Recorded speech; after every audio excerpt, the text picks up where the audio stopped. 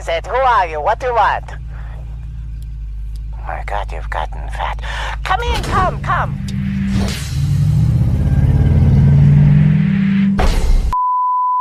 Super suits. People often say that clothes make the man, but what happens when you apply that to a god among men? Well, that's how you get some of the most iconic fits in fiction. From the classic heroic uniforms that are utterly timeless, to villain fits that'll make you want to fix them. Spoiler, you can't. But God knows we'd all like to try.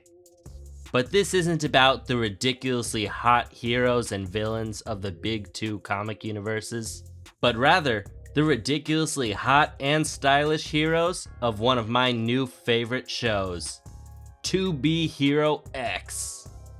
We've got ourselves a big question. Which of these 11 heroes has the best super suit drip? Just who is fit to be the drippiest hero of TBHX? Well, today we're gonna find out. We've got 11 heroes who've each got their own style and appeal to them. Some wear their inspirations on their sleeve, while some try something new, and some don't even bother to get fully dressed. We've got plenty of fits to choose from. But now, let's talk fashion. So, starting things off with the suit that started this amazing series, we've got one of the only suits that we know Edna would not approve of. No kicks! We have the so-called perfect hero, Nice, wearing a gorgeous white and gold classic super suit with a twist. This suit has got that classic superhero aesthetic down to a T, with a form-fitting white bodysuit with gold accents and a long billowing white cape. And unlike some people, I can appreciate that. It reminds me of that timeless style of hero suits, starting with Superman that then either got copied or inspired pretty much every other hero under the sun. It's the super suit default, but it's a classic for a reason. That's not to say that Nice doesn't put a twist on it. The golden armor on the shoulders and forearm are a nice addition that supposedly works with his powers. That plus the blue gem in the middle adds so much to a suit that would be a bit bland without it, giving it more personality and making it feel like a little bit more than a focus-tested company product that Nice actually is. Overall, this is a strong contender for number 1, and we've just started.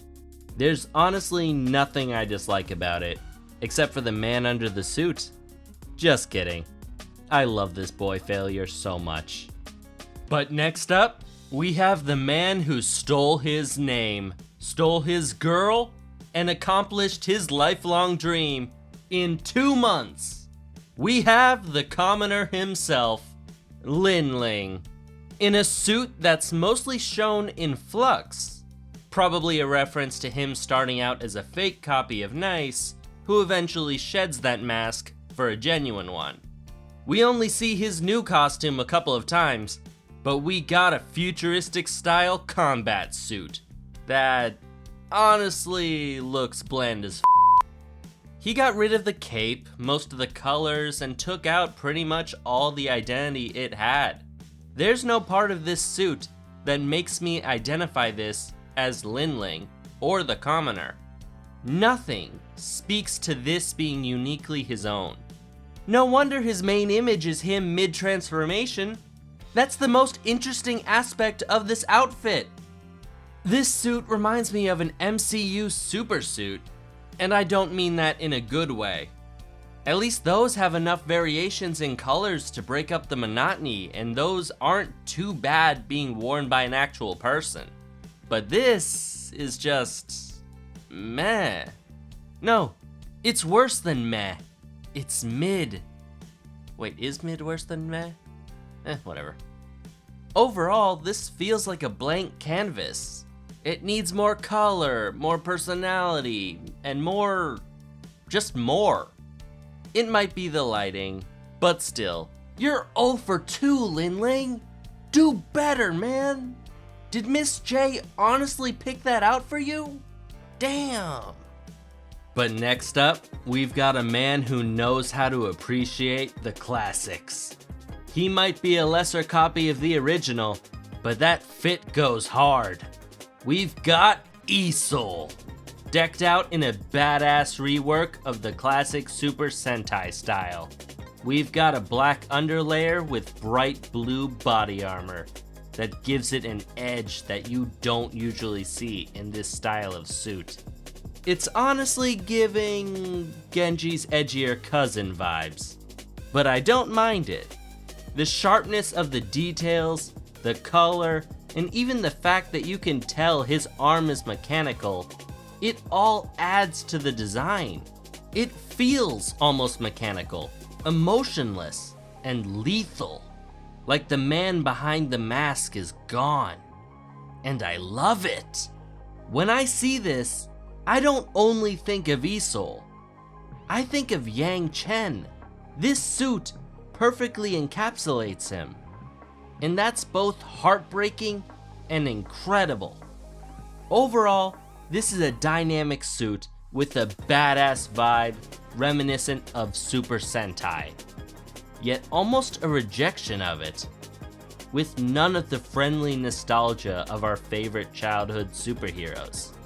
Certainly looks amazing though not as amazing as our favorite superpowered good boy. Cause next up, we've got Ahu, wearing literally just a hat and a tie. I mean, he's a dog. What were you expecting?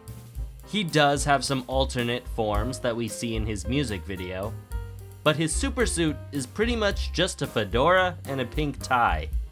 Granted, that hat goes hard. I love fedoras, and have ever since I watched Home Tutor Hitman Reborn, and I will forever be annoyed that fedoras are associated with neckbeard nice guys. But you can still pull it off with a good suit, and Ahu is just too cute not to work it, though I'd say most dogs could pull it off. In fact... Okay, put on the hat. Put on the hat, put on the hat! So cute! But back to the hero outfit. Rather than the gangster fit he had last time, Ahu kinda looks more like an old school reporter than a grizzled noir detective. But that dog is still in there. I feel it. He just needs a bit more oomph. But overall, this is still a great aesthetic. He's just missing a few pieces. Mainly a shirt, a nice jacket around his shoulders, and, you know, pants! While this fit is mainly carried by the fact that Ahu is such an adorable good boy, it still keeps that underdog energy that defines Ahu's story. And for that, I'll cut him a little slack, even if I don't really have much to say. But speaking of things to say, next up we've got a girl with a strong brand, who knows how to stick with it.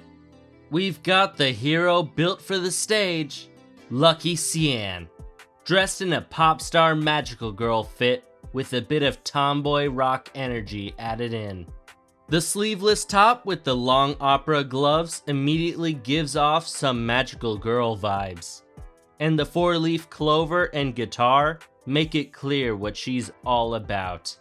Cyan's not only one of the few heroes that uses a weapon, but hers actively enhances her style and energy since it doubles as her instrument.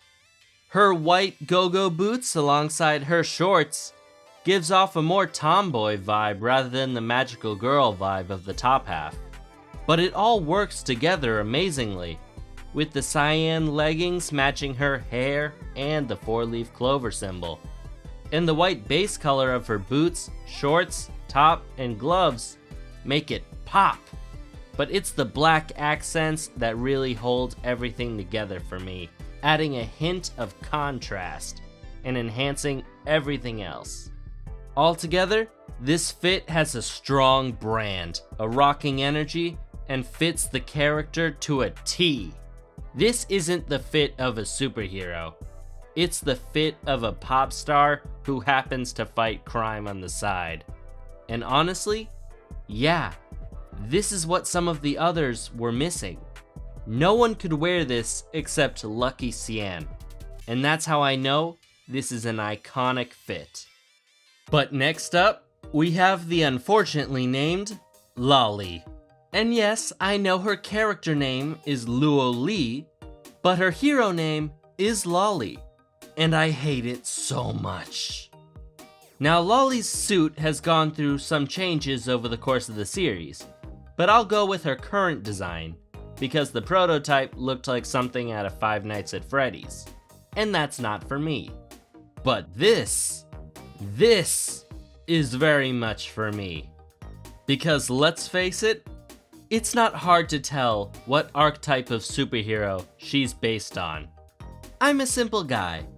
I like anime, and I like Iron Man. So this is amazing. Luo Li's suit takes the idea of an Iron Man suit and makes it hers. From the white and pink color palette to the upside down heart on the chest piece, all the way to the cutesy faces on the helmet screen. This suit screams cute anime Iron Man. And that's basically Luo Li in a nutshell. There's plenty more details I love, like the thrusters that look like bell-bottom pants, the helmet having a brim making it look more like a hat, and the jetpack on the back with the flight stabilizers on the thighs, which is a nice touch.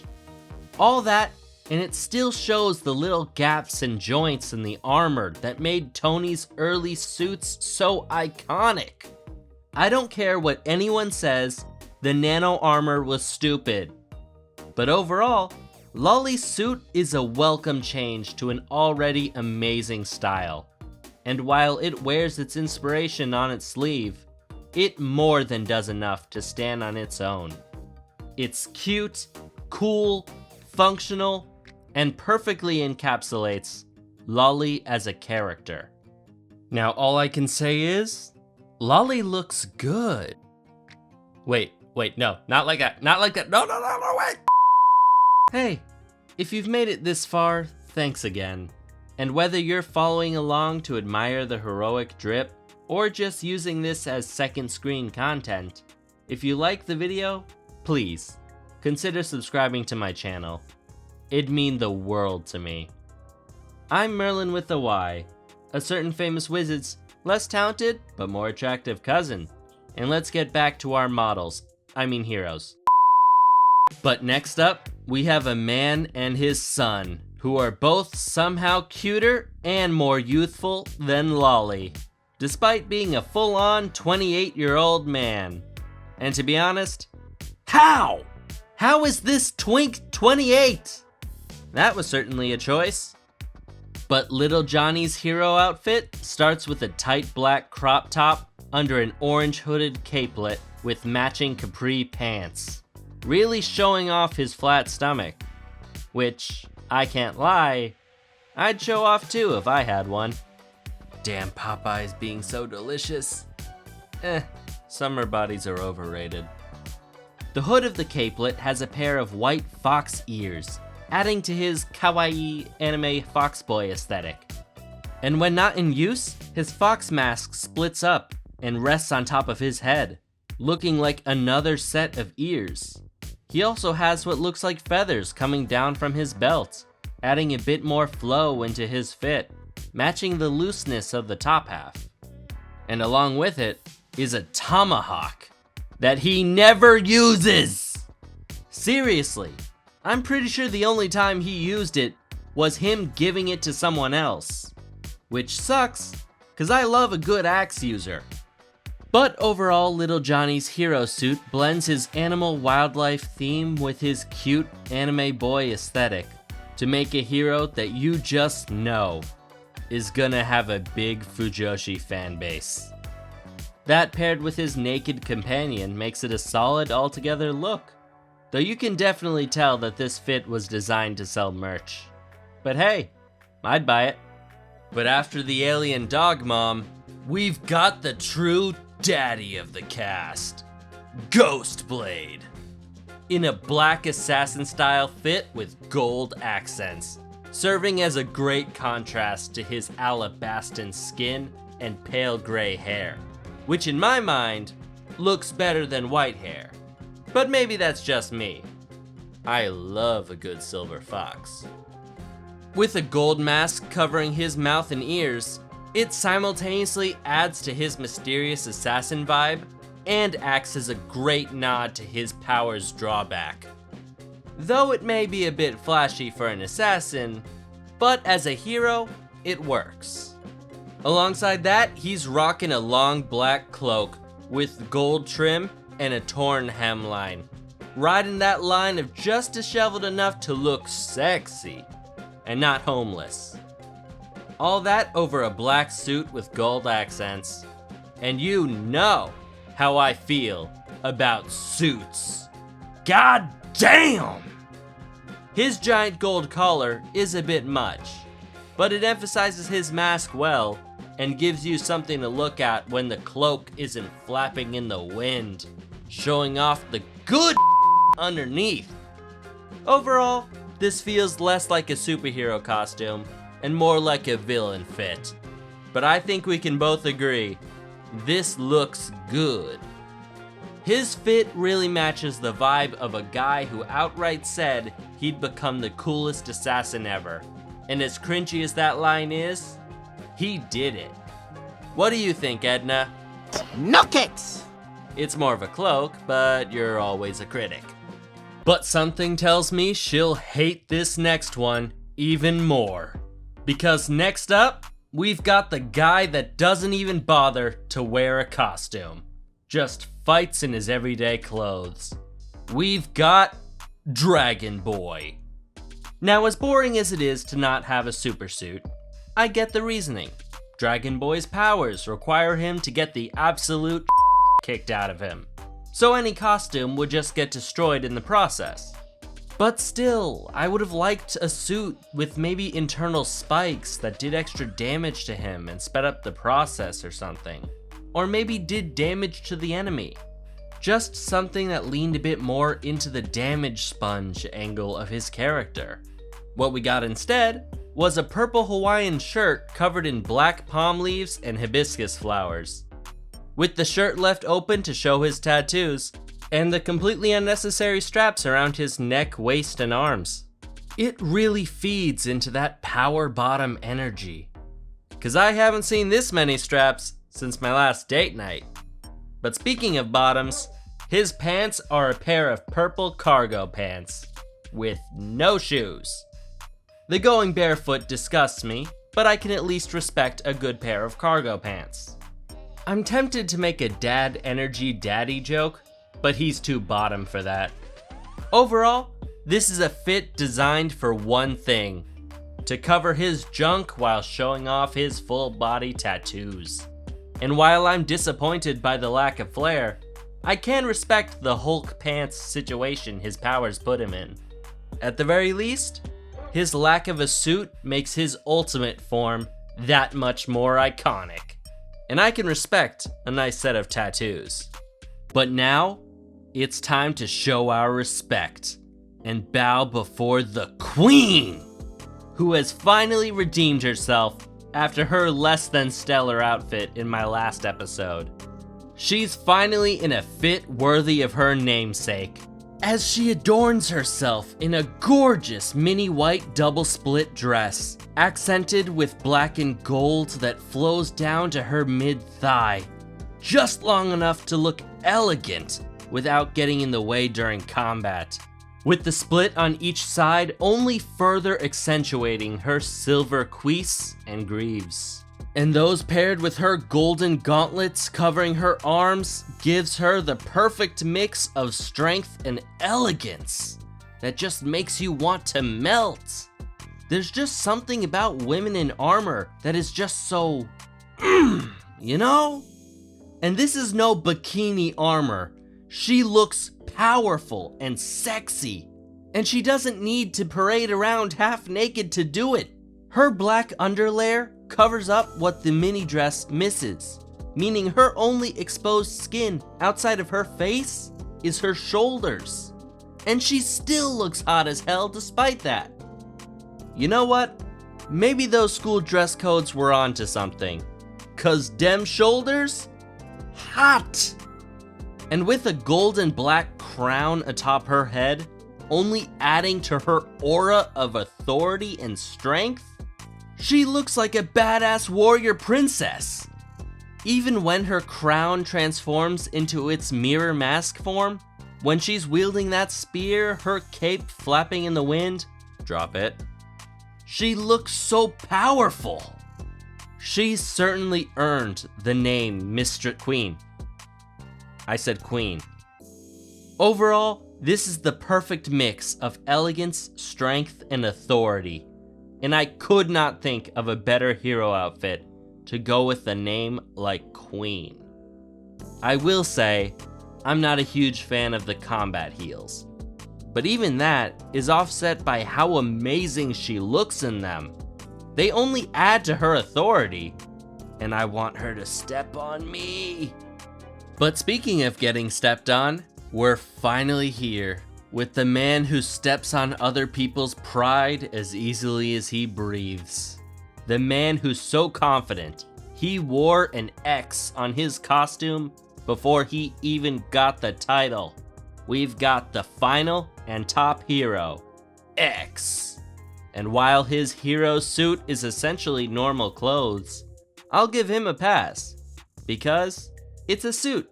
And in the words of a very wise man, suits are cool. And coolness, especially casual coolness, is Hero X's bread and butter. Hell, the man was able to pull off slicked back hair that spreads out at the neck. Do you have any idea how hard that is? My hair does that too, and I do not pull it off, but he sure does. The man has an overflowing confidence and dominance that's evident from the moment you look at him. He's got an almost all-white, three-piece suit, jacket, vest, and pants, with white socks and a white belt just because he can. The only splashes of color come from the red cuffs on his suit jacket, his red tie, and the black dress shirt that breaks up the monotony of the white. This suit is a flex in of itself, as not only did he beat you, but he did it without staining a single thread on his all-white suit. Only a man of supreme ability and drip could pull off an outfit of this extraness. And don't even get me started on those square glasses with the orange lenses that further elevate his already inhuman swagger and just let you know, this guy fucks. Or he would, if he ever got some time out of work. But overall, this suit is just too cool. Though it's hard to tell whether it's the outfit that's amazing, or if Hero X is just so cool that he elevates everything he wears. But I can say this, I could never pull this off. With my luck, by the end of the day, it'd look like tie-dye. But here we are. You've seen the iconic, the functional, and the fashionable. The supermodels, and the just super. 11 heroes, each with their own unique style, powers, and personality. But only one can take the crown. So which of these heroes has that iconic look that tells everyone, I am here? Who has the most superhero drip? Well, in my extremely biased opinion, the most iconic supersuit of the top 10 heroes is Queen! Okay, maybe it was a bit obvious who I was gonna pick, but it was honestly a tough choice. She actually tied with Nice, and I just leaned a bit more towards her, with Luo Li as a close third. It was close, but Queen just had that it factor that I can't describe. Part of it might just be my love of tall, white-haired women with dominant energy, Or maybe it's my love of armor and classic weapons. Hell, maybe I just love her hair, in a style that I'd love to see a certain autistic queen of humanity wear. At the end of the day, Queen just had that iconic design, with that perfect mix of functional and rule of cool. At the end of the day, she looks good in a crown. The hero with the best supersuit is the rank 2 hero, Queen. But if you disagree, please let me know in the comments. It was a really close call, and I'd love to hear all your thoughts. Thank you so much for watching till the end. I know my first fashion video was 9 months ago. Sheesh. But since it fell short of its viewer goal, I put it behind some other projects, and next thing I knew, half a year went by. Goddamn, I gotta work on my sense of time. If you want me to make more of these types of videos, please let me know. I definitely want to make more of these, but I think I should focus on shows with a smaller cast, cause 11 characters at once is a bit much. Maybe I'll cover adult Team Avatar from the new Avatar movie. That would be fun. But until then, I'm Merlyn with a Y, and thank you for listening to this old man ramble.